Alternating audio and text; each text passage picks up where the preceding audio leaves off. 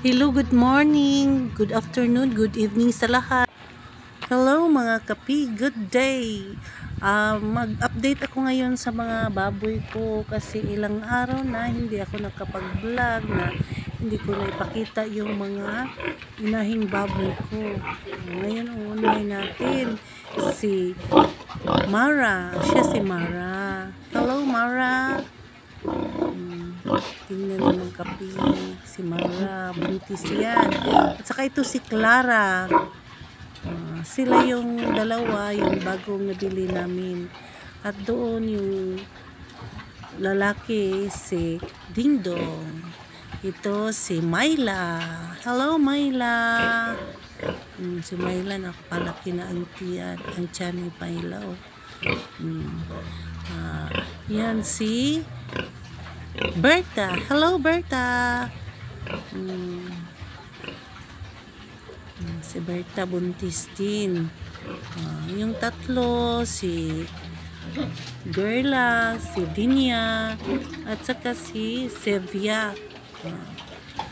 Ang unang mga anak si Gerla.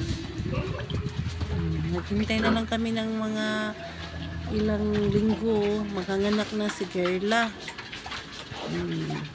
Yung nakadapa si Silvia yun, at saka si Dinya yung puti na nakatayo. Hello Piggy. Mga buntis silang tatlo guys, at saka gagawan pa sila ng cage. Hindi pa kasi natapos yung kulungan nila. At ito naman si Jessica, ang pagbubuntis ngayon ni Jessica guys.